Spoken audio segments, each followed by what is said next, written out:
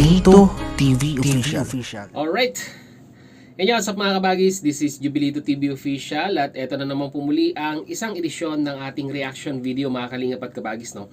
Pero bago po lahat, mega love shoutout po muna kay Kuya Val Santos Matubang, kay Ate Edna Vlogs, Kalingap Rab, Roel of Malalag, Rachel Morales, Kalingap Awe, Kuya Brooks, Kuya Dan, at lahat po ng mga matubang vloggers, Kalingap netizens, Kalingap subscribers, Kalingap supporters, at ang ating pong mga Kalingap partners.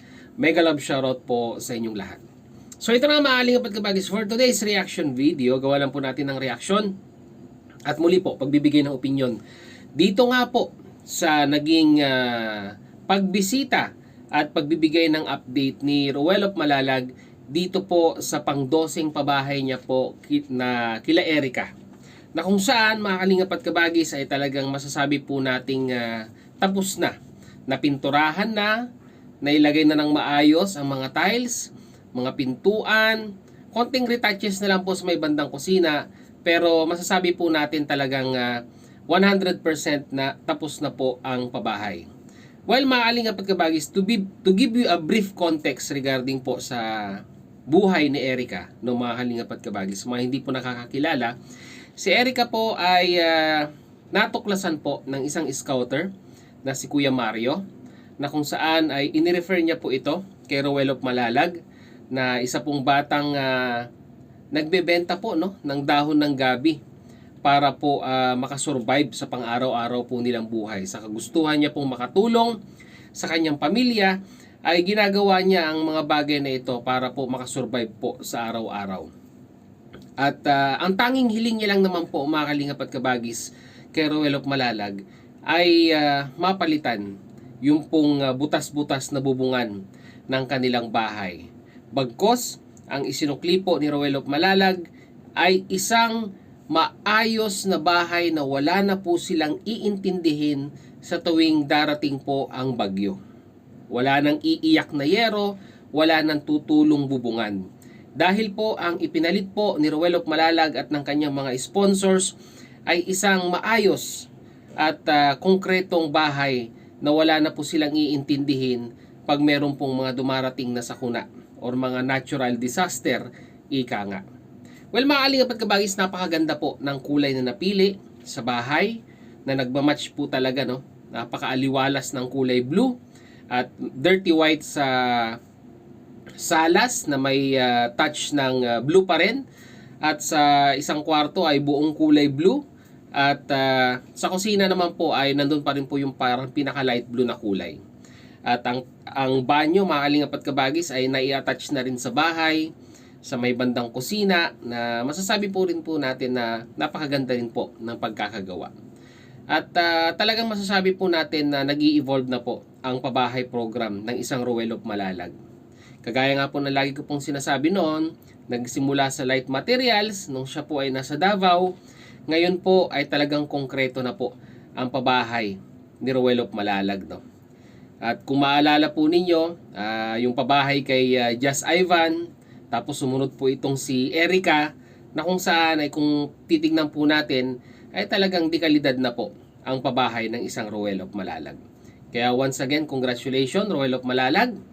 At sana magtuloy-tuloy ang pagmamahal ng mga sponsor sa iyo para ang pabahay program mo ay lalong lumawig pa sa mga beneficiaries na natutulungan ng iyong programa. At ito mga Kalingap at kabagis, no, nakakatuwa lang kay Roel of Malalag, no. Paano niya idinitalye ang expenses ng kanyang pabahay program. Nakasulat po lahat sa isang libro, sa isang logbook, ang expenses, kada petsa, amount, at ang total. At dito po makikita po natin na ang bahay ni Erica ay halos umabot na po ng kulang-kulang 200,000 po ang nagastos. At dito po ay nakasulat din po kung magkano po ang naibigay ng sponsor sa pabahay program, and at the same time po kung magkano po yung na-share ni Roel of Malalag sa bahay na ito. At syempre po kasama po doon yung share ng isang Roel of Malalag dito po kay sa mga nanunood at sa mga, syempre po sa hindi po pag-i-skip ng ads, no, mga kalingap at kabagis, ay nakatulong sila ng malaki dito po sa pabahay program. Kaya huwag niyo pong maliitin ang panonood po ng mga viewers dahil sa hindi po ninyo pag-i-skip ng ads ay nagkakaroon po ng revenue ang ina-upload ng mga charity vlogger na malaking tulong din po sa pabahay program po ng Team Kalingap, to be specific po dito po kay Rowell of Malalag. So narito na mga Kalingap at kabagis, na panoorin po natin yung pong final house tour bago po ang ribbon cutting ni Rowell of Malalag, and at the same time po yung expenses na nagastos po ni Rowell of Malalag dito po sa pabahay ni Erica. Narito po yun.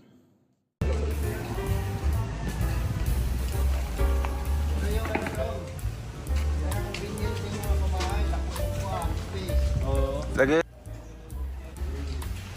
Ayun mga kalingap, ito po ang sa loob po ng kanilang bahay. Yan si Erica at saka yung papa po niya. So ayun mga kalingap, ganda po si Fiona.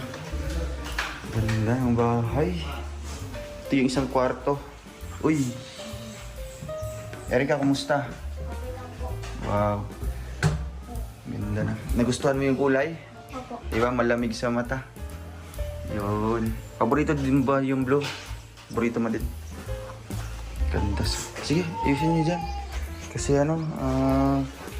sunod na linggo. Uy, baka mawala ka dyan. Yung kulay ng damit pare-parehas lang. Sa susunod na linggo ay maribon cutting na po natin ito mga kalingap. No? So, ano bang mga kulang ng ano nyo dito gamit? Ito, isa lang yung Durabox niya? Opo. Kanino yan? Wala mo na po. Sa inyo? Anong nilalagyan niyo? Yung ano po ito. Ay, ito lang. So, wala talaga kayong lagayan ng mga damit.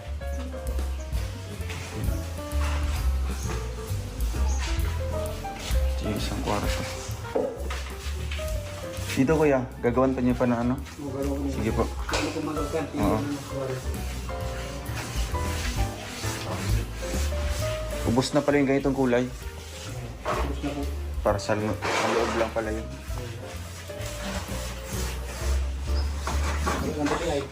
Wala na din puti. Ayun na. Pinipintura naman sa ano. So ito na lang sobra. Blue.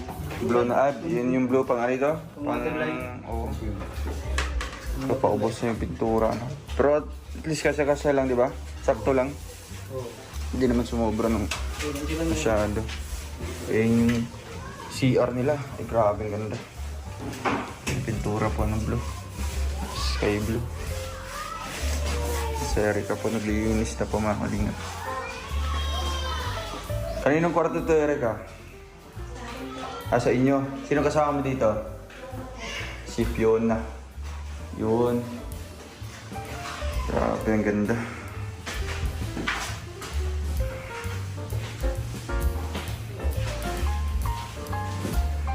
Ito yung sana. Napakalinis. Ating overall total mga kalingap, no? Or mga expenses na nabili po natin dito sa bahay na ito. So ito mga kalingap, nakatali po lahat mula po January 14, yan. January 15, January 16, January 17. Dala po natin isa-isahin mga kalingap. January 18, 19, 20, 22, 23, 24, January 25, 26, 27, 29, 30, 31, February 1, February 2, ayan. February 3, February 5, February 6, February 7, February 8, February 9, February 10, February 12, February 13, February 14, February 15, and February 16, February 17, February 19, February 20, February 21. Yan. So, February 22. So, hanggang 22 po yung nilista natin dito ng mga materialis, mga kalingap, ano? Kasi tapos na sa araw na ito, February 23. So, ito mga kalingap, ang ating overall expenses po na nagastos. Total sa materialis ay 119,000 837. And then sa total workers, mga nagastos natin sa ating pasweldo mga kalingap ay 49,800. And then sa ating total foods and allowance, umabot po siya ng 21,250, no. Yan po ay pagkain po ng ating karpintero and allowance po nila Erica dito.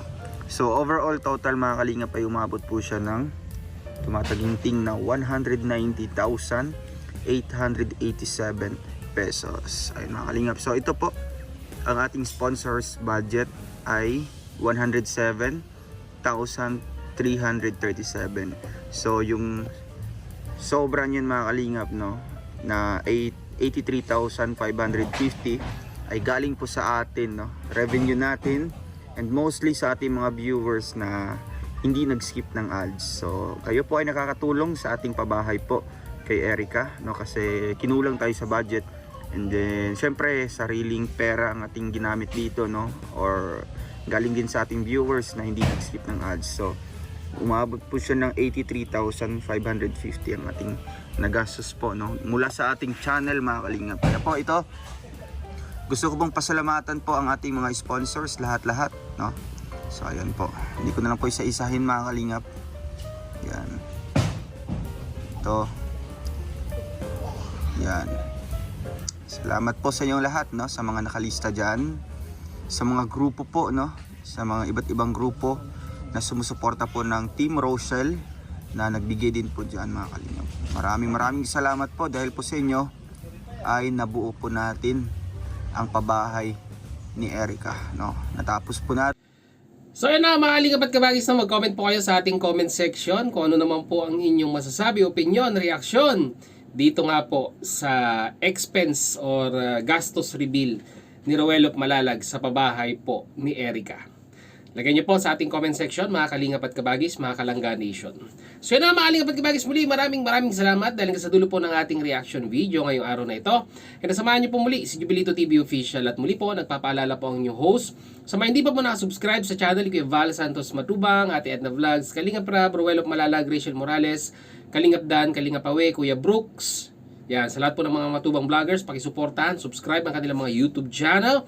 And at the same time, muli po naglalambing din po ang inyong host. Sa mga hindi po nakasubscribe sa channel po ni Jubilito TV Official, ay pakita naman po ang subscribe button at ang notification bell para maging updated po kayo sa mga darating nating reaction videos. At ganoon din po, maraming salamat po.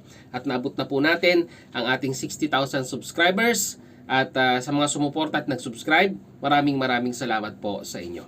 So hanggang dito na lang mga kalingap at kabagis. Once again, this is Jubilito TV Official, proud member po ng Team Koos, and at the same time po, proud member po ng Karepa Year 2024. As I always say mga kalingap and kabagis, peace, God first. God bless po. Bye!